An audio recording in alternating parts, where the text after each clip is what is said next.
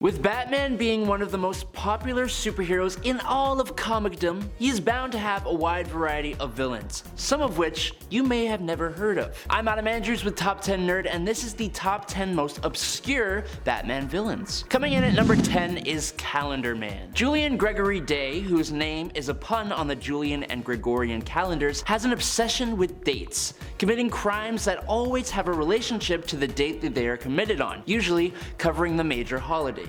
Like most of the messed up members of the Batman's rogue gallery, Calendar Man had a rough childhood. His parents neglected him, which almost resulted in his death from days of exposure, which in turn resulted in his complete psychotic break, an obsession with days and holidays. First appearing in Detective Comics number 259 in September of 1958, Calendar Man was a bit sillier, using different costumes to commit crimes based on the days of the calendar, like dressing up as an Indian magician representing the monsoon season. But after the Crisis on Infinite Earths, Calendar Man was barely used and instead got a great revamp by writer Jeff Loeb, Batman The Long Halloween. In this new version, Calendar Man was institutionalized in Arkham Asylum and was deemed as an insane, ruthless criminal with abbreviations of the months tattooed around his head in a circle with no silly costumes or ridiculous crimes. Number 9. Flamingo. Eduardo Flamingo, known as Flamingo, is a world-famous serial taker of lives and assassin. He is well known for a specific thing he does, which inspired his sometimes name of the Eater of Faces,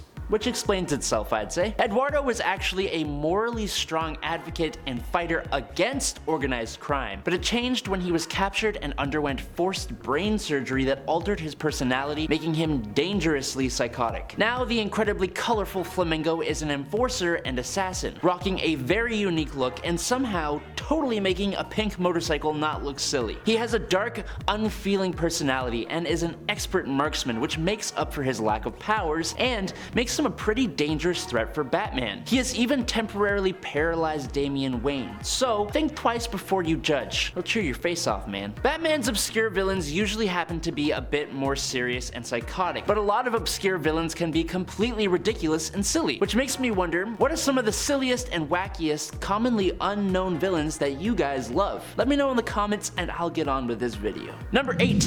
Humpty Dumpty. With his house being demolished, his dog being run over, and his parents being crushed by a Christmas tree on Christmas, things weren't too great for Humphrey Dumpler. He was mistreated by his grandmother, who he was forced to live with, and because of his appearance and mental capacity, he was bullied. Of all things, the last straw for Humphrey was missing a subway train. Humphrey was obsessed with fixing things, and since the missing of the train, he started going out late at night to disassemble and reassemble mechanical devices which had upset him in some way. But since he wasn't very intelligent and all the info he got was from books, the things he fixed actually caused a lot of accidents. The first was the same train he missed, which then crashed. Now going by Humpty Dumpty, he was tracked down by Batgirl, who dislocated her shoulder, saving him. Humpty Dumpty fixed her shoulder, but then also revealed that he had evolved from disassembling devices to disassembling and reassembling people. Namely his grandmother, who he believed had to have been broken and in need of repair. So he took her apart, then attempted to sew her back together again with bootlaces. Wow, that got really dark, like really quick.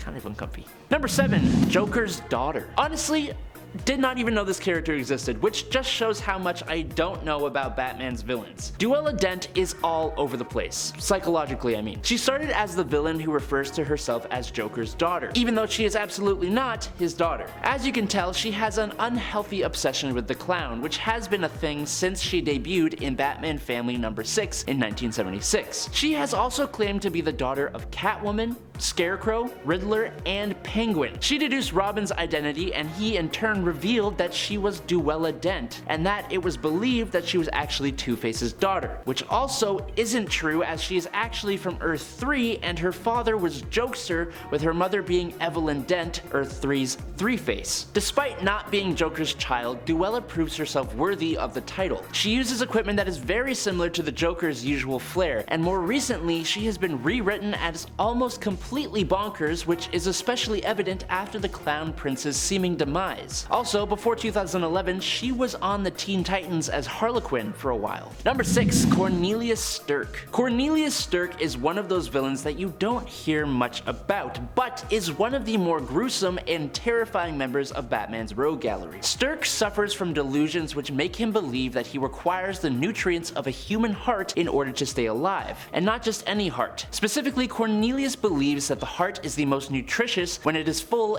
of norepinephrine, a natural hormone that secretes when a person is terrified, as well as adrenaline. So, he uses his unexplained psionic ability to mentally make people perceive him as someone else, which, other than allowing him to break out of Arkham Asylum, also allowed him to get close to his victims and then completely terrify them in the most insane ways before he quickly ends them and partakes in a nice old hearty meal, literally. I think the interesting thing about Stirk is that he is actually really effective at what he does, being able to evade Batman and even render him unconscious on one occasion. Number 5. MAXIE ZEUS. I had a really cool history professor in high school who specifically taught classics, which is Greek and Roman history. Super cool guy, but I'm just imagining him becoming a Gotham crime lord. He was an awesome person, so I just can't see it, but luckily in DC Comics we have MAXIE ZEUS, a former history teacher. Following the loss of his wife, MAXIE ZEUS started to suffer from delusions that he was the actual human reincarnation of the god Zeus. Using his genius-level intellect, he became a Gotham City crime lord, establishing himself and his group of followers. I mean cultists. I mean mobsters. I don't really know. He had a short-lived battle against Batman, and he has been pretty much locked up at Arkham ever since, occasionally breaking out. Most recently though, his randomly super strong and ripped body was used to revive Deacon Blackfire, but this didn't last very long, so it doesn't really matter. Number 4. Colonel Sulphur. This Denny O'Neil created villain from the 70s is an espionage expert with a weaponized artificial hand, a tool he has used to commit very espionage type crimes. He's very Bond villainy if we're being honest. Colonel Sulphur has a strange sunlight fixation though, meaning he only allows himself to act on his violent urges in the quote,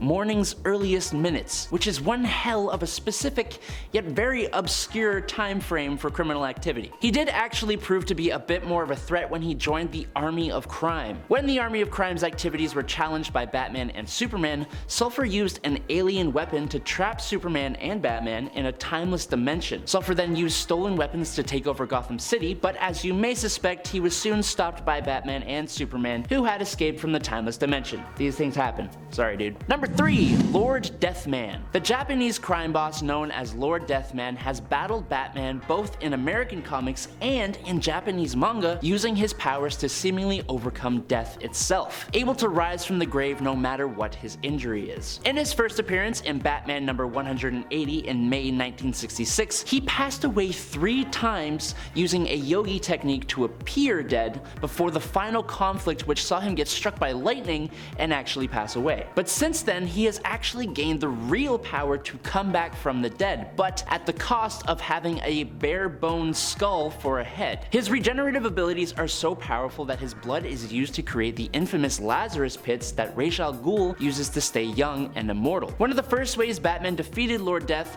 with his new powers is honestly a little out of character for the Crusader. He threw Lord Deathman off a building into the path of an armored car, which took the criminal down just long enough for Catwoman to lock him in a safe, and then he was shot into space. And he still came back. Number 2, the Condiment King. I think at this point, Condiment King is a little more well known, just because of how ridiculous he is. He first appeared in the DC animated universe as Buddy Standler, who was a comedian manipulated by the Joker into being a Batman villain. He became an even bigger joke of a character when he was introduced to the DC Comics as Mitchell Mayo. No, I am not joking, yes, that is his actual name. No one really takes Condiment King that seriously, and I can understand why, although it should be noted that he can totally stain your clothes, and if you're allergic to any of the condiments he fires out of his ketchup, barbecue sauce, and mustard guns, then he can be quite dangerous. What I'm most curious of is the quality of his short-lived restaurant when he temporarily went legit. Could you imagine if he couldn't even get food right? That would just suck. Number 1, Johnny Karaoke. I actually couldn't find a page for Johnny Karaoke on the DC wiki, so that should tell you just how obscure this guy actually is. Johnny Karaoke is a Yakuza loan shark who has the odd knack of singing into his microphone as he is committing his crimes. A microphone whose stand doubles as a sword that he will pull out on you when you let your guard down from laughing at him. On top of his odd singing career, Johnny leads a little gang known as the Geisha Girls. That's spelled Grrls, like girls. Very, very fear-inspiring. Maybe not the most intimidating of Batman's villains, not at all really, but this villain is honestly just too interesting to stay buried for too long. I'm personally advocating for the big screen debut of Johnny Karaoke, and it better be comic book accurate. Alrighty nerds, that is the whole video. 10 obscure Batman villains. How many of these guys and gals have you heard of before this video? Or did you wish another obscure villain made the list? Let me know down below and maybe they will make a part 2. Be sure to also like and subscribe here at Top 10 Nerd, and hey, if you're a fan of anime, be sure to check out Most Amazing Top 10 Anime. It's a new channel specifically dedicated to anime and manga. I've been your host Adam Andrews, and as always, stay safe and peace out nerds.